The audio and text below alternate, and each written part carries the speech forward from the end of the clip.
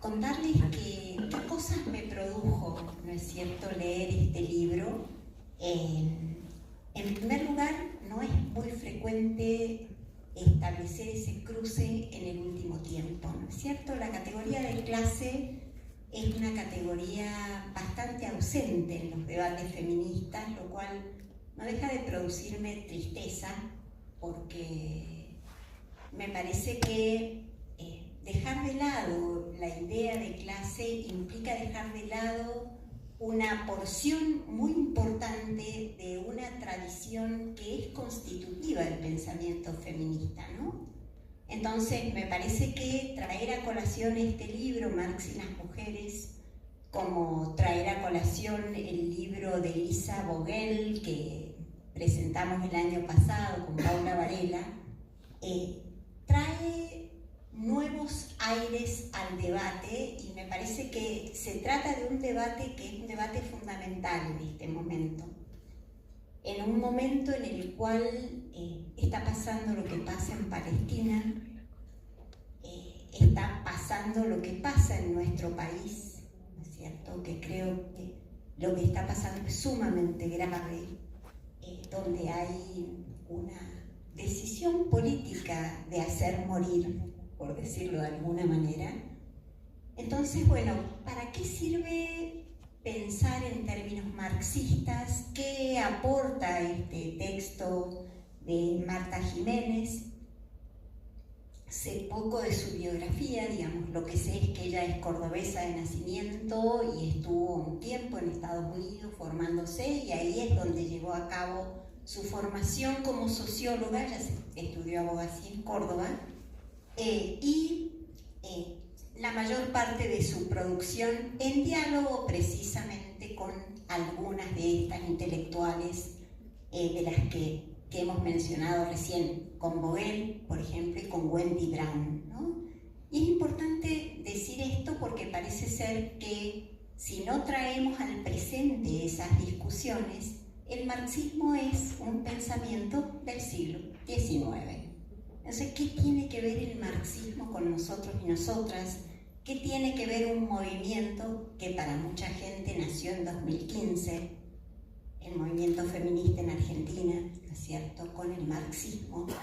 Y a mí me parece que, bueno, que esta es en parte la discusión que trae Jiménez, y lo que me parece más interesante para pensar en este momento.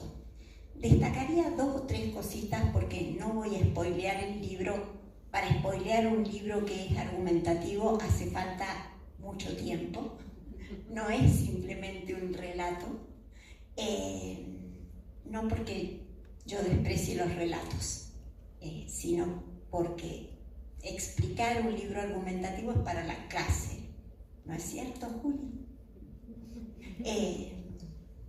Entonces, bueno, simplemente tomar 2 o 3 cositas que me parece que es importante traer, digamos, para generar el interés en la lectura del libro, ¿no? Una de las cuestiones que trae Marta Jiménez a colación es la cuestión de la relación entre producción y reproducción. Hay toda una renovación de la discusión a propósito de la reproducción social. ¿Por qué esa renovación? Esa renovación tiene muchísimo que ver con la visibilidad que adquirieron las tareas reproductivas durante la pandemia, ¿verdad? Entonces hubo todo un florecimiento de discusiones que en realidad tienen, y esto es lo que me parece a mí más interesante del libro y de traer a colación esta autora y Alice Vogel, porque bueno, sigo muy enamorada de ese libro, es que, digamos, la visibilidad que adquiere la reproducción hizo que el tema se convirtiera, entre comillas, en moda. Hay una publicación de ese momento, que es el libro de Fraser, Batallavia y Cinciaruzza, que Feminismo para el 99%, que precisamente pone de nuevo sobre el escenario toda la discusión sobre la reproducción social. La pregunta que ella hace me parece una pregunta de la mayor importancia. ¿Qué relación hay en el capitalismo entre producción y reproducción. Todas nosotras y nosotros sabemos perfectamente que la vida es imposible sin las tareas de reproducción de la vida. Nadie puede vivir sin comer, nadie puede vivir sin una higiene mínima, nadie puede vivir sin esas tareas. Sin embargo, esas tareas son precisamente las tareas socialmente más degradadas. Son las tareas que reciben peor pago y son, fíjense ustedes qué casualidad permanente, tareas feminizadas y racializadas, ¿no? Entonces lo que ella hace es mostrar cómo en realidad es la lógica de acumulación de capital lo que deja de lado, lo que desvaloriza, devalúa, degrada esas tareas de reproducción. Y esas tareas de reproducción tienen que ver fundamentalmente con las mujeres, ¿no es cierto? Con ese lugar del trabajo impago. ¿Por qué ese trabajo es un trabajo impago? ¿Qué produce el trabajo de reproducción de la vida? Y lo que produce, y hay una serie de discusiones que son interesantísimas, pero que no voy a traer al presente, pero que tienen que ver con los feminismos de los años 70, ¿no es cierto? Lo que produce ese trabajo de reproducción de la vida no es una mercancía que quien la produce pueda vender, sino lo que produce fuerza de trabajo, que vende otro, que en general es el varón proveedor. Digamos, la edad de oro del capitalismo mostró ese matrimonio ideal, ¿no es cierto?, entre la mujer doméstica y el varón proveedor. De allí que en los años 60-70 precisamente tuviera una enorme presencia pública esa discusión. ¿Y por qué esa discusión? Y porque es un momento en el cual Mandel Dixit, no yo, digamos, lo que se produce es una devaluación de los salarios que obligan a las mujeres a salir al mercado de trabajo. Pero ¿cuáles son los puestos a los que las mujeres acceden? Puestos degradados y devaluados que siguen colocando en el centro, digamos, la estrategia matrimonial para las mujeres, ¿no? Algo que ya dijo alguien a quien yo le tengo mucho amor, que es Engels.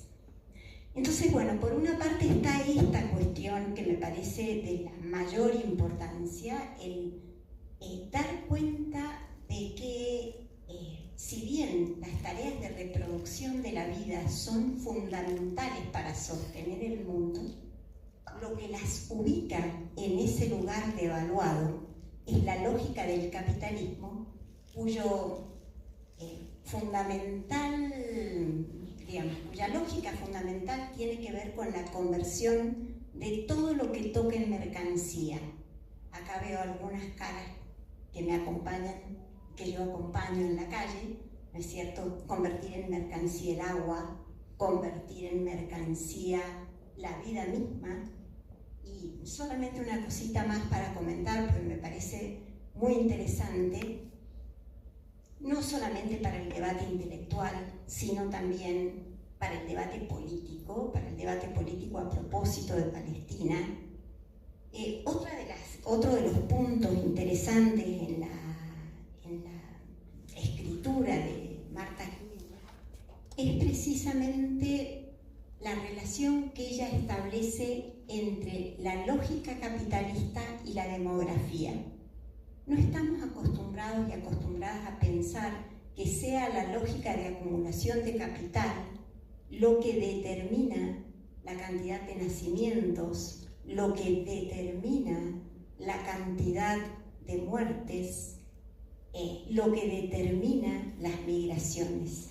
Una vez más, quienes estamos, entre comillas, en el centro de visibilidad en este momento somos las mujeres. Hay procesos de feminización, ¿no es cierto?, de las migraciones que hace enormemente visibles a las mujeres como protagonistas de este proceso, a lo que se suma que la reproducción biológica de la vida tiene que ver con los cuerpos femeninos o feminizados, ¿no es cierto?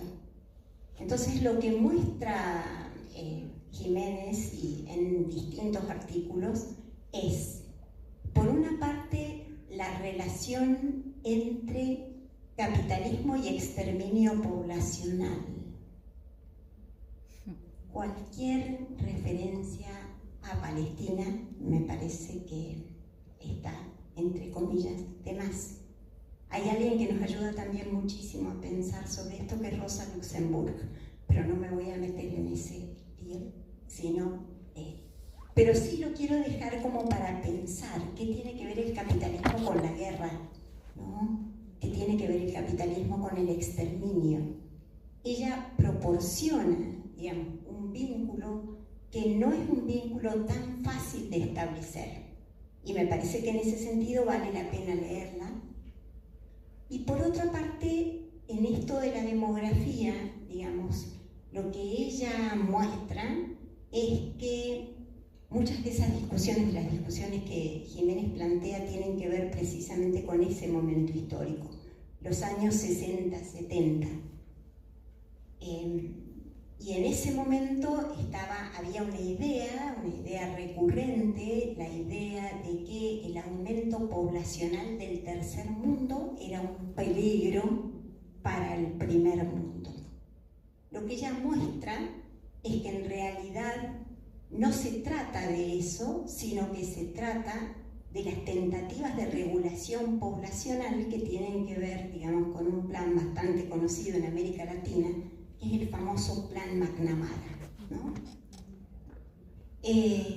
Al mismo tiempo, y la última cosita que digo, Andy,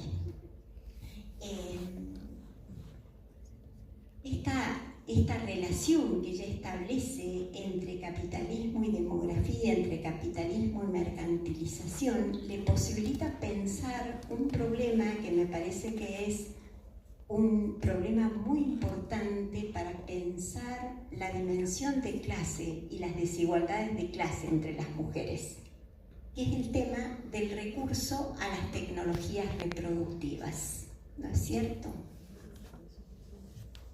Exactamente, ella lo plantea en un momento en el cual no había tanta claridad respecto de que el recurso a las tecnologías reproductivas implica una desigualdad de clase fundamental entre las mujeres, las que compran esas tecnologías y las que venden eso que tan políticamente correcto se llama maternidad subrogada, ¿verdad?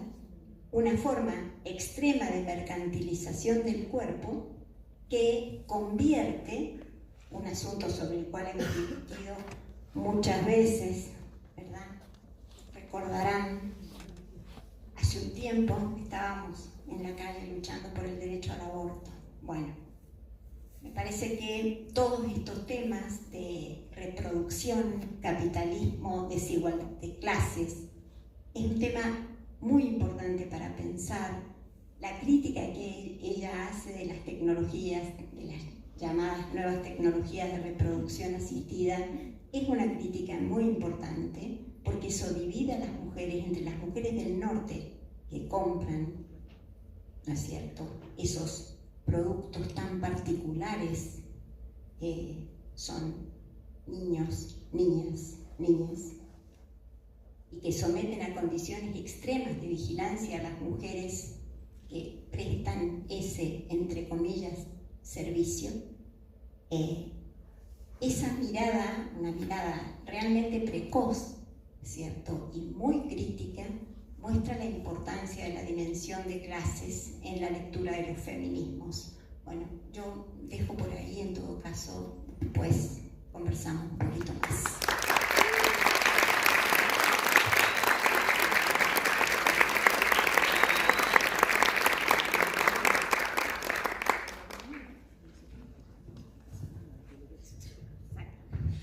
Bueno, buenas tardes. Con Alejandra queremos compartir, antes también de dar mi exposición, la exigencia con todas nuestras fuerzas a la libertad incondicional de los tripulantes y las tripulantes de la flotilla global Sumud de ayuda humanitaria que aún permanecen en las cárceles sionistas del Estado de Israel. Así que invitarlas a sumarse a todas las protestas que están sucediendo en el mundo, y que aquí en Argentina vamos también a movilizarnos el próximo martes para exigir la libertad de todas ellas y también para seguir exigiendo el alto al genocidio contra el pueblo palestino. En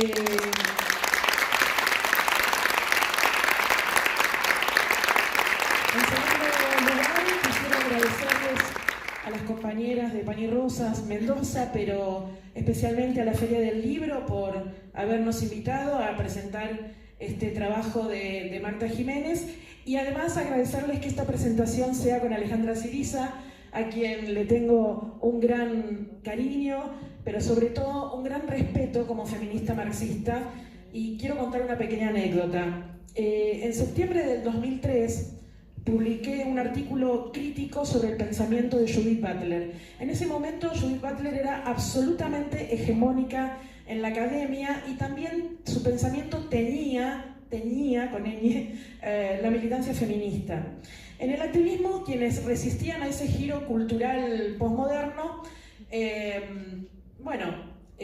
lo hacían, pero con pocos argumentos, digamos, ¿no?, para enfrentar este pensamiento difícil y complicado, muy complejo de Judith Butler. Por eso, cuando quise escribir una crítica marxista a Butler, no encontré mucho de qué agarrarme, y antes de publicar entonces le pedí a Alejandra, con quien yo no tenía ninguna relación personal, ni académica, ni política, pero había leído algunos artículos suyos y sabía que era una feminista marxista, y para mí esto era un gran hallazgo, porque tampoco abundamos las feministas marxistas. Y le pedí a Alejandra que leyera el borrador y me dijera si no estaba diciendo disparates, ¿no? Y ella me hizo una devolución muy valiosa y me alentó a que lo publicara, con mucho entusiasmo, además de que alguien se atreviera a desafiar ese pensamiento que hegemonizaba todos los debates en ese momento. Por eso ese artículo se publicó en el 2003, con un asterisco en el título y una nota al pie que dice, y lo quiero recordar en este momento, que ya pasaron más de 20 años, agradezco la cálida e inteligente lectura que hizo de este artículo la filósofa Alejandra Ciriza. A sus apreciaciones críticas y reflexivas de experimentada teórica, no puedo más que considerarlas como otra forma de la lucha que compartimos contra toda opresión, esperando juntas y con un compromiso activo ese salto bajo el cielo libre de la historia que estas gentes obnubiladas por los desplazamientos infinitos de un puro mundo de discurso mercancía no pueden ni imaginar. Creo que 22 años después de esa anécdota, Alejandra ya pertenece a esa genealogía de audaces feministas marxistas que desde Latinoamérica intentaron pensar los grandes debates del feminismo con una mirada propia, contrahegemónica y además militante. Marta Jiménez, la autora de este libro que presentamos hoy, en cambio, es un híbrido.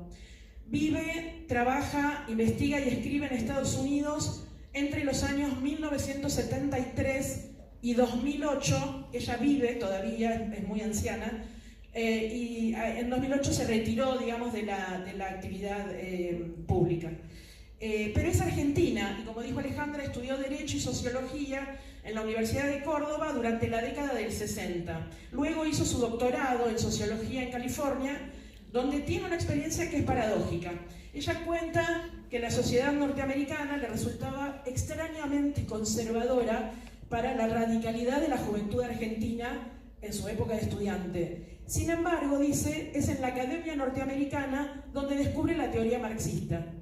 En el prólogo de este libro, Jiménez nos cuenta, dice, cito a Jiménez, para nosotros, se refiere a las personas de Argentina, las clases, la lucha de clases, los intereses de clase, la oligarquía, la explotación, el imperialismo, el colonialismo y la revolución no eran simplemente categorías sociológicas de discutible validez y relevancia de la ciencia social, sino conceptos comunes y corrientes, elementos del discurso político cotidiano, parte, a su vez, de una comprensión de sentido común sobre la realidad social. Pero la mayoría de sus artículos intentan desentrañar la relación entre género y clase, tal como se expresan en la sociedad capitalista norteamericana de su época. Marta elabora durante el mismo periodo, como decía Alejandra, en que lo hace otra feminista marxista, pero norteamericana, que es Liz Vogel, y que consigue articular una teoría, Liz Vogel consigue articular una teoría global sobre la reproducción social en el libro que presentaron en esta feria el año pasado Alejandra y Paula Varela. Ese libro se llama El marxismo y la opresión de las mujeres hacia una teoría unitaria. Fue publicado en 1983 y por primera vez en castellano en el 2024 por la misma editorial que publicamos de Marta Jiménez. Jiménez, en cambio, no alcanza ese nivel de síntesis teórica. El libro es una compilación de artículos, no es un libro pensado globalmente, sino que son artículos publicados a lo largo de varias décadas. Aunque su producción nos sirve hoy, me parece, como decía Alejandra también, para imaginar la riqueza de los debates y de los aportes del feminismo marxista, aún incluso en tiempos de triunfo neoliberal, no solo triunfo en las relaciones sociales y en la economía y la política, sino también en el terreno de las ideas. Y bueno, al ser una compilación de sus artículos de diversas épocas, el libro aborda temas muy variados, como los que mencionó Alejandra. Sin embargo, el nudo central es la preocupación que tiene Jiménez por sostener la validez del marxismo para explicar la funcionalidad y la subordinación de la reproducción al sistema de producción capitalista. Jiménez, al igual que Liz Vogel, va a decir que la opresión de género no es una opresión independiente de la explotación de clase, que patriarcado no es algo que se agrega a capitalismo, sino que la opresión de género es constitutiva de la explotación de clase. Dicho así, parece una pavada, pero aún en ese entonces, entre las feministas marxistas, esta era una posición minoritaria, porque lo que había era una teoría, lo que era hegemónico entre las marxistas también, era una teoría dualista, de que había un sistema patriarcal y un sistema de clases. Ellas dicen no, es un único sistema capitalista donde la subordinación de género, la opresión de las mujeres, es constitutiva de la explotación de clase. Y bueno, entonces estas feministas se ocupan de la reproducción social, no van a hablar de la reproducción de la vida en general, sino de la reproducción específica de la fuerza de trabajo en el sistema capitalista. Y ahí, en este modo de producción histórico concreto, donde los capitalistas obtienen su ganancia de la explotación asalariada de la clase trabajadora, la reproducción de esta clase productora, para ellas, no puede pensarse sin el trabajo doméstico y de cuidados gratuito que se configura en el ámbito privado de las familias, separado del ámbito de la producción social. Y es este trabajo que ocurre en el ámbito privado el que le permite a la clase trabajadora seguir reproduciéndose. Ese es el nudo en el cual género y clase dejan de ser dos categorías abstractas y separadas para convertirse en herramientas de análisis de un único sistema capitalista que explota a la mayoría de la clase productora, a la mayoritaria clase productora, oprimiendo y subordinando a las mujeres. Las feministas marxistas entonces intentarán responderse cómo se reproduce esa clase productora, la clase explotada por aquella clase minoritaria y parasitaria que es propietaria de los medios de producción. Para Jiménez, además, no existen las mujeres en abstracto. O sea, no existen las mujeres con vidas determinadas solo o prioritariamente por su género. En el mundo real, las mujeres ocupan un lugar en las estructuras de clase, en las estructuras socioeconómicas, raciales, étnicas, que existen en el seno de las formaciones sociales capitalistas. Por eso, aboga por un feminismo centrado en las trabajadoras. Pero centrado en las trabajadoras, no para que haya un feminismo que ocupe, digamos, una parcela dentro de un menú de opciones que se ocupan de las necesidades y reclamos de diversas minorías, sino porque justamente las mujeres, para Jiménez, constituyen la mayoría de la clase trabajadora y porque trabajadoras son la mayoría de las mujeres. Esa vocación de mayoría de la que el feminismo marxista es portavoz aparece como un eje distintivo de la elaboración teórica y la convocatoria militante que traza Marta Jiménez a lo largo de los años y del debate con distintas teorías feministas. Lo que más nos motivó a traducir y publicar la obra de Marta, a pesar de los matices teóricos y políticos que tenemos respecto de sus elaboraciones, es que sostiene la necesidad de un feminismo anticapitalista, marxista, y que por lo tanto debe ser un feminismo de la clase trabajadora. No en un sentido identitario, ni tampoco en el sentido de reivindicar a un sujeto por sus padecimientos, es decir, porque son las que más sufren, sino por la potencialidad que la clase trabajadora tiene para hacer volar por los aires los resortes de la explotación capitalista y poder tomar el cielo por asalto. Entonces, dicho esto, y medio así como rápido, porque estoy todo el tiempo pensando que nos van a echar, no les voy a ahorrar el trabajo de leer el libro, voy a hacer igual que Alejandra, no voy a spoilear el libro, que es dificilísimo spoilear ese libro. Creo que lo pueden comprar hoy, probablemente con precio promocional en el stand de ediciones del IPS. Lo que prefiero es aprovechar para pensar un puente entre estas ideas de las feministas marxistas de estas épocas, que vienen de los años 70, para pensar qué importancia tienen hoy en la comprensión de la realidad que vivimos actualmente. Y actualmente lo que tenemos es una crisis monumental del capitalismo, ¿no? Genocidios, guerras, colapso ecológico, degradación brutal de las condiciones de vida y de trabajo de las grandes masas. Y esa crisis le da características particulares a una contradicción sistémica que tiene el capitalismo, que es la contradicción de la reproducción social de la fuerza de trabajo. ¿Por qué contradicción? Porque el capitalismo necesita siempre que haya fuerza de trabajo disponible para crear mercancías, es decir, para ser explotada en la creación de esas mercancías. Y al mismo tiempo necesita que esa fuerza de trabajo sea cada vez más barata. Y ahora pensemos esta contradicción, porque la clase trabajadora, ¿cómo se reproduce? ¿Cómo hace eso que decía Alejandra de alimentarse, vestirse, higienizarse? En primer lugar, por el salario. El salario es una de las formas en las que se permite la reproducción de la fuerza laboral. Pero con la caída del poder adquisitivo de los salarios y la precarización generalizada, el salario cada vez alcanza menos para la reproducción de la fuerza de trabajo. Es decir, el salario cada vez alcanza menos para garantizarse comida, artículos de limpieza, vivienda, etcétera, etcétera. Y eso hace que recaiga la reproducción social cada vez más en las políticas públicas ligadas a la reproducción social, como por ejemplo la educación pública, la salud pública, las pensiones y servicios para personas con discapacidad, y así con otros sectores. Y en esos sectores, como también dijo Alejandra, a su vez, la mayoría de los trabajadores son las trabajadoras. La mayoría de los trabajadores somos mujeres, en la educación, en la salud, en la atención de personas con discapacidad o privadas de su autonomía.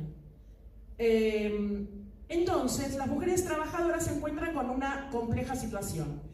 Pierden su empleo, antes de decir esto, esos sectores son contra los que los gobiernos aplican los ajustes fiscales que apuntan directamente a reducir el gasto, entre comillas, del Estado en esos servicios brindados a la población de manera gratuita. Entonces, las mujeres se encuentran con una doble situación, decía, que es compleja. Pierden su empleo o ven reducir drásticamente sus salarios, las que trabajan en esos sectores, al mismo tiempo que como jefas de hogar ven reducidos los servicios y bienes que debería proveer el Estado, pero no tienen tampoco el poder adquisitivo para reemplazarlo con su adquisición en el mercado, es decir, educación privada, salud en el sistema privado, etc. Y acá voy a hacer un paréntesis. En esta situación, cuando la crisis avanza, la precarización avanza el ajuste fiscal dictado por el Fondo Monetario Internacional, que reduce la posibilidad de acceso a estos bienes y servicios, las derechas, las ultraderechas, también imponen fuertes campañas ideológicas que apuntan al reforzamiento de los estereotipos de género, que apuntan a la refamiliarización de la reproducción social. Es decir, intentan transformar las consecuencias de su política, que es que haya cada vez más trabajo de ama de casa, digamos, más trabajo doméstico, más trabajo de cuidados, esas consecuencias de la crisis intentan transformarlas en deseo personal. Es decir, imponen campañas de revalorización de los roles conservadores, tradicionales de las mujeres en el hogar. Ustedes conocen seguramente por TikTok o por Instagram la tendencia de las tradwives, ¿no? La tradwife es la esposa tradicional que se puso de moda en la juventud norteamericana de reivindicar a la mujer que no trabaja fuera del hogar, sino que se dedica a satisfacer a su marido, estando bella, siempre disponible y además cocinando, limpiando, haciendo manualidades y cuidando a los chicos. Como un modelo, como un modelo de los años 50, ¿no? De las series de Lucille Ball, el show de Lucy. Bueno, no, es una también creo que... por eso las derechas tienen tanto desprecio y animadversión contra los feminismos, contra la diversidad sexual e incluso contra la ciencia, contra el CONICET acá en Argentina, y todo aquello que confronte con los valores tradicionales, con los mitos y con el oscurantismo. Bueno, cierro paréntesis y vuelvo a reproducción social y Marta Jiménez. Al mismo tiempo que se impone el ajuste fiscal, que estábamos diciendo, avanza la privatización de los servicios públicos. Con la caída del salario, con el aumento de la precarización, el acceso a bienes y servicios privados es cada vez más restringido. Y esto provoca una reproducción social diferenciada de la fuerza de trabajo, con las consecuencias de un sector cada vez más reducido, pero mejor posicionado en la competencia del mercado, respecto de una masa cada vez más grande de una fuerza de trabajo barata, pauperizada, excluida y desechable.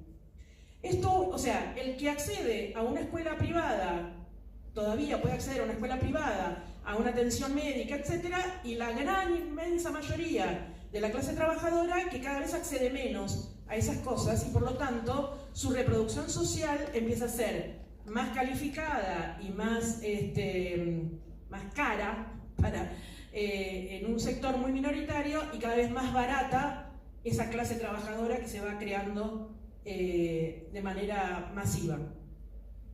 Esto termina entonces consolidando una dualización de la clase trabajadora que oculta, esa dualización nos hace pensar que son dos sectores distintos, pero lo que oculta es que se trata de las dos caras de la misma moneda, de una misma clase dividida por la propia dinámica del capitalismo. Y el ocultamiento de esa dinámica está sostenido trágicamente por las organizaciones de la clase trabajadora, como por ejemplo los sindicatos con direcciones burocráticas, que solo incluyen a los asalariados en los sindicatos, no incluyen a la gran masa de precarizados que están por fuera de esta situación, que es casi como privilegiada, no me gusta usar esa palabra que está muy de moda. Y por otro lado, por esta dualización también se mantiene, se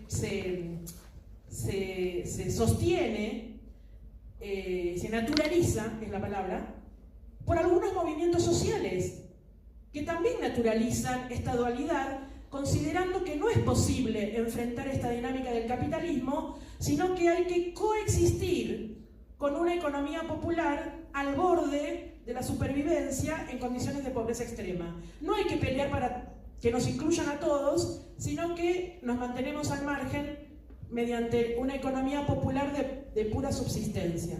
Entonces, los primeros van a limitar su reclamo al aumento de salario. Los segundos van a limitar sus reclamos a la asistencia del Estado para garantizar los mínimos indispensables para la reproducción de la vida en condiciones de una reproducción de la fuerza de trabajo de futuras generaciones cada vez más barata. Para decirlo en términos más concretos, mientras una docente de jardín maternal, por ejemplo, cobra un salario de 100 pesos, estoy diciendo un número cualquiera,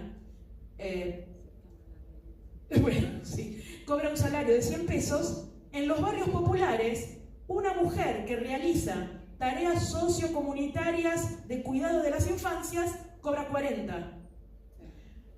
Entonces, no solo se garantiza la reproducción más barata de las nuevas generaciones que va a tener la clase trabajadora, sino que además la extensión de la asistencia social, que no niego que es extremadamente necesaria y legítima en momentos de crisis, pero es también, por parte del capitalismo, una presión a la tendencia a la baja de los salarios de la clase trabajadora ocupada. Y eso no es un destino inexorable. Y aquí entonces, si no es un destino inexorable, empieza una discusión política. Y a mí me parece que este libro de Marta Jiménez, aunque no se mete totalmente en la discusión política, nos da muchas herramientas para pensar esta discusión política.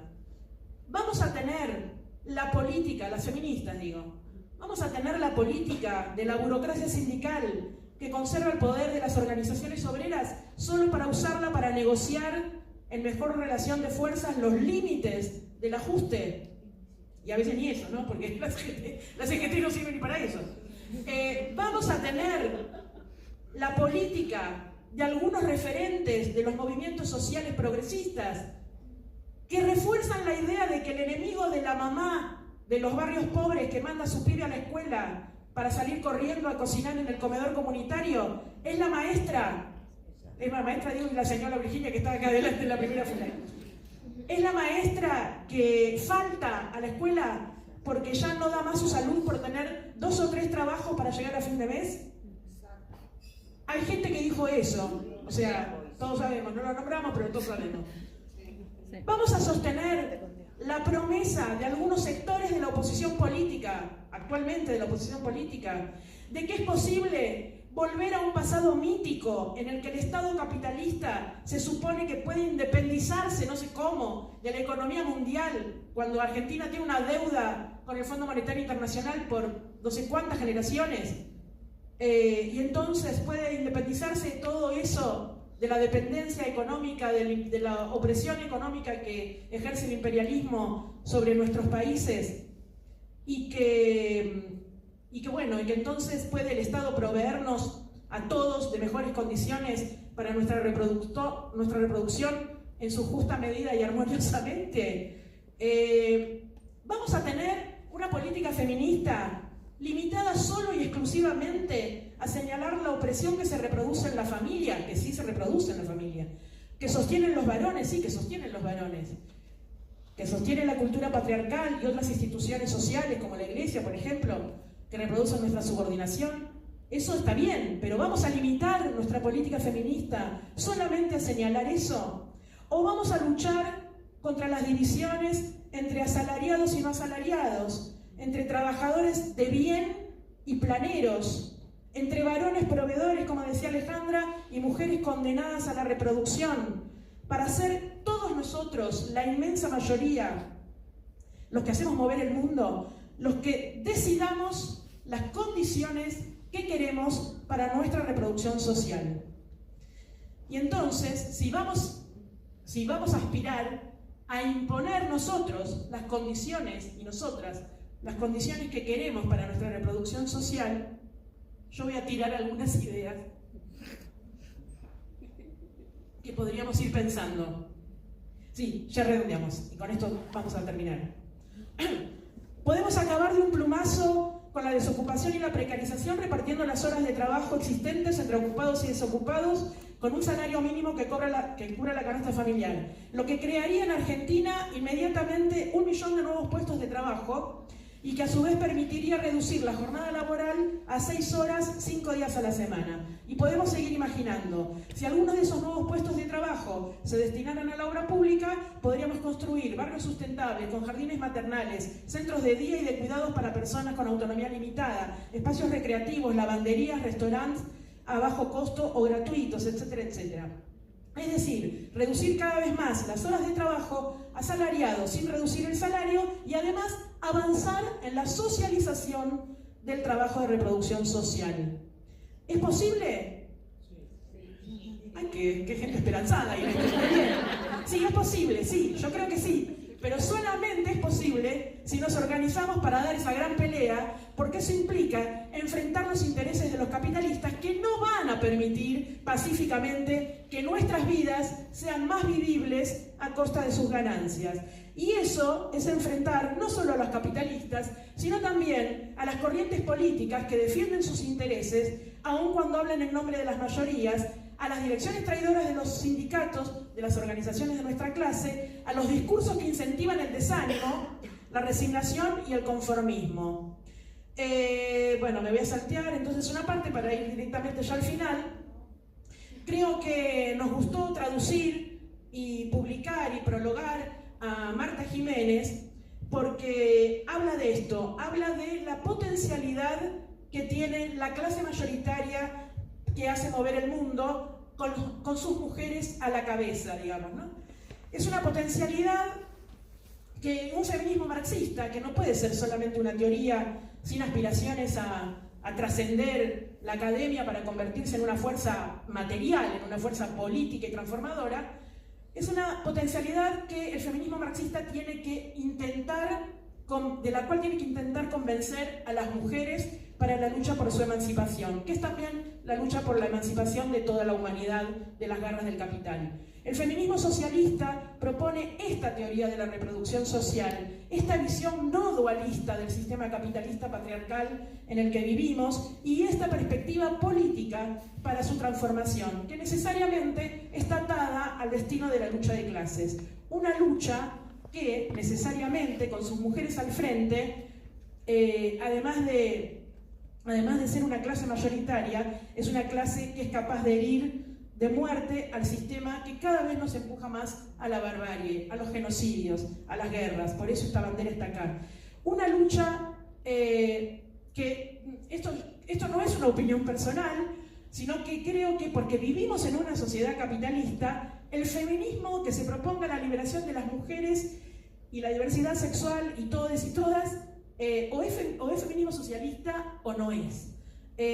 Así que mi deseo y el de nuestra corriente feminista Pan y Rosas es que ojalá este libro, esta charla, como también las luchas que compartimos en las calles de Mendoza y en el mundo, sirvan para convertir al feminismo socialista en una potente y multitudinaria fuerza material, capaz de cumplir un rol protagónico en la transformación radical de esta sociedad de explotación, de opresión, de guerras, de genocidios, convertirla en una sociedad de productoras y productores libremente asociados, que abra el camino, entonces sí, a la verdadera libertad. Muchas gracias.